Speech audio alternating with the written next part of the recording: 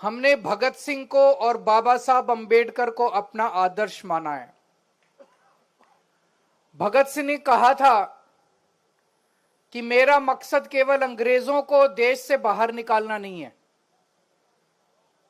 मेरा मकसद एक नया समाज गठित करना है जहां सबको बराबरी का अधिकार हो, गरीबों को उनका हक मिले, कोई गरीब ना रहे, सबको अच्छी शिक्षा मिले, अच्छी स्वास्थ्य सेवाएं मिले, सबको बरा जाति धर्म की भेदभाव नहीं होना चाहिए।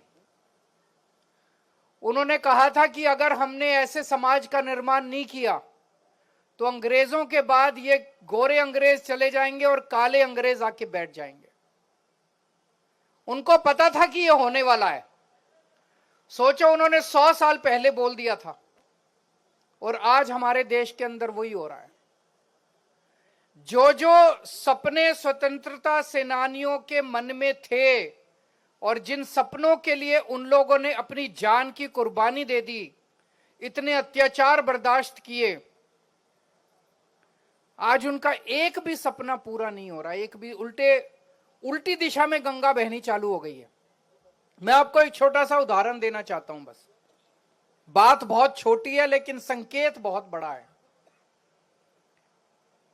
आप लोगों ने एक किताब है, पढ़ी है कि नहीं पढ़ी मुझे नहीं पता, एक भगत सिंह जी के पत्र, भगत सिंह जी ने जो जेल से चिट्ठियां लिखी थी, उन्होंने अपने पिताजी को चिट्ठी लिखी थी, उन्होंने अपने साथियों को चिट्ठियां लिखी थी, उन्होंने जेल से कई लोगों को चिट्ठियां लिखी थी।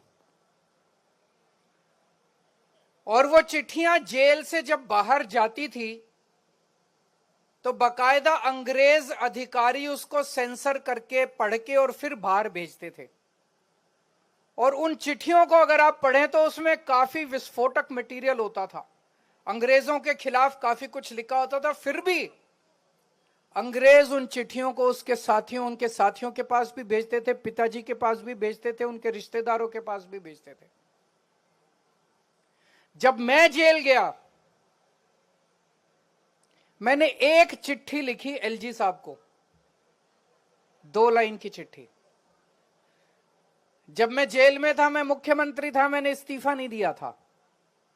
तो जब 15 अगस्त का समय आया तो 15 अगस्त के मौके पे मुख्यमंत्री झंडा फहराता है।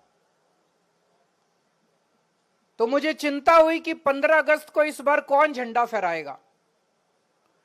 तो एलजी साहब को मैंने एक चिट्ठी लिखी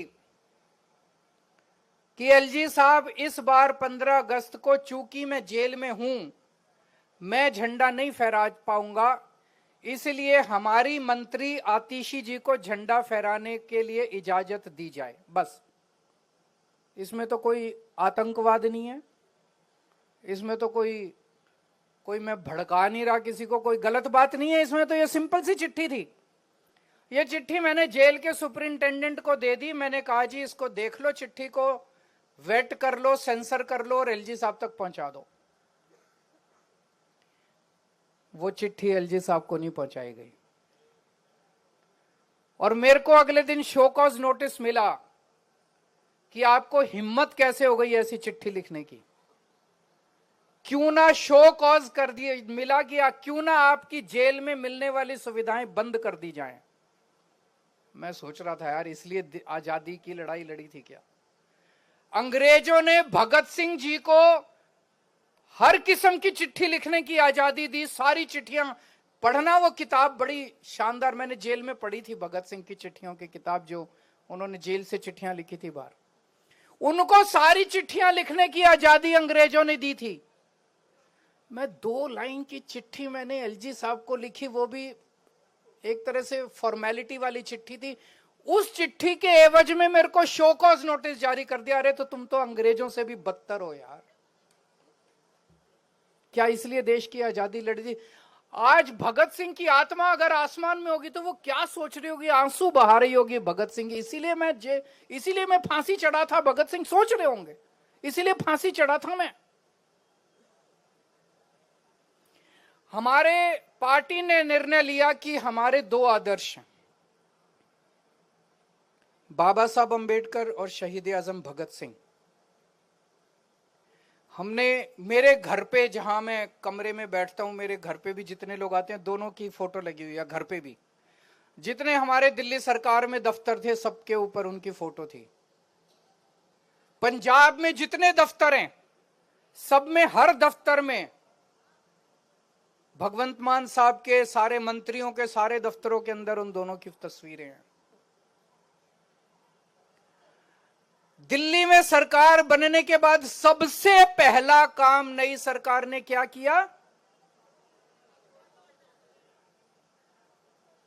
उन दोनों की तस्वीरें हटाने का काम किया। जैसे सबसे बड़ा काम यही था। हम लोग तो सोच रहे थे सरकार बनने के 24 घंटे में वो कहेंगे कि 2,500 रुपए का ऐलान करेंगे, सिलेंडर देंगे, कुछ कुछ कर। उन्होंने केवल सबसे पहला काम 48 घंटे के अंदर, 2 दिन के अंदर ये किया, बाबा साहब अंबेडकर की और शहीद आजम भगत सिंह की तस्वीर हटा दी उन्होंने। मेरे को तो बहुत तकलीफ हुई, मुझे तो बहुत तकलीफ हुई। उनकी जगह उन्होंने अपने नेताओं की तस्वीर लगा दी। मैं आपसे पूछना चाहता हूं कि क्या शहीद आजम भगत सिंह और बाबा साहब अंबेडकर से बड़ा इस देश के अंदर कोई बलिदानी हो सकता है, बलिदान देने वाला हो सकता है? जिन्होंने देश की आजादी के लिए इतनी बड़ी कुर्बानियां दी, इतने संघर्ष दिए, उनको हम इस तरह से भूल जाएंगे, उनकी तस्वीरें हटा देंगे? जब हम लोगों ने ये तस्वीरें लगाई थी, जब ऐलान किया था, निर्णय लिया गया था आज से कुछ साल पहले, तो कांग्रेस पार्टी ने और उनके समर्थकों ने हमारी बड़ी निंदा की थी।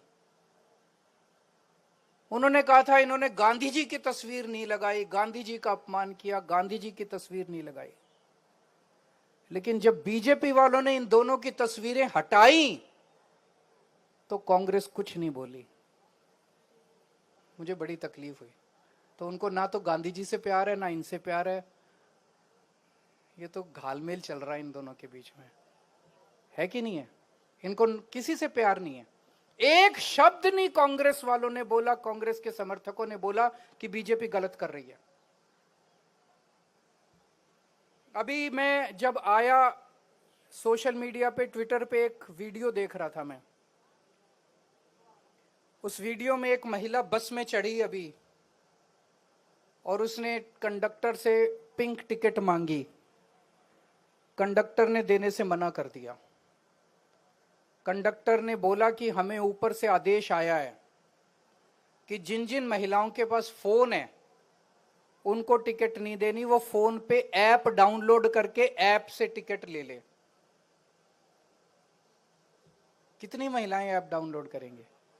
कौन महिला टिकट लेगी? प्रधानमंत्री जी कह के गए थे कि कोई भी सुविधा बंद नहीं की जाएगी। मैं उन्हें अपील करना चाहता हूं कि आपका बड़प्पन तब है जब आप कुछ नई सुविधाएं दें। जो आज मौजूदा सुविधाएं दिल्ली के लोगों को मिल रही हैं वो बंद ना करें। लाखों लाखों महिलाएं रोज दिल्ली की बसों के अंदर सफर करती हैं। बहुत सारी महिलाएं हैं जो इस फ्री बस सफर की वजह से दूर दूर तक अब नौकरी करने लगी हैं, अपना काम धंधा करने लगी हैं। दूर दूर जाके भाई कई बेटियां ऐसी हैं जो कॉलेज की पढ़ाई अब कर पा रही हैं। उन सबको तकलीफ होगी अगर फ्री बस का सफर बंद कर दिया गया। आपने कहा था 8 मार्च को 2,500 रुपए आपके अकाउंट में आ जाएंगे, लोग उसकी इंतजार करते रह गए। आपने कहा था होली पे गैस का सिलेंडर मिलेगा, लोग इसकी इंतजार करते रह गए। जो वादे आपने किए थे वो वादे पूरे करो ना। आप पुरानी सुविधाओं को भी बंद करते जा रहे हो, ये तो धोखा हो जाएगा लोगों के साथ, ये तो सही नहीं है। तो मेरी आप सब लोगों से, खासकर आम आदमी पार्टी के कार्यकर्ताओं से आज शहादत दिवस के अवसर पर निवेदन है, अपील है कि हमारी पार्टी सत्ता के लिए नहीं आई थी, सत्ता से पैसे, पैसे से सत्ता, इसके लिए नहीं आई। हमारी पार्टी बाबा साहब अंबेडकर और शहीद आजम भगत सिंह के सपनों को पूरा करने के लिए आई है। और ये ऐसे नहीं पूरे होंगे, उसके लिए बहुत बड़ी बड़ी कुर्बानियां देनी पड़ेंगी, लड़ना पड़ेगा, संघर्ष करना पड़ेगा। और आज हमारी पार्टी का एक एक कार्यकर्ता वो संघर्ष कर रहा है, चाहे वो सड़क पे कर रहा हो, चाहे असेंबली के अंदर बैठ के कर रहा हो, चाहे संसद के अंदर जब संजय सिंह दहाड़ते हैं तो पूरा देश सुनता है उनको कि किस तरह से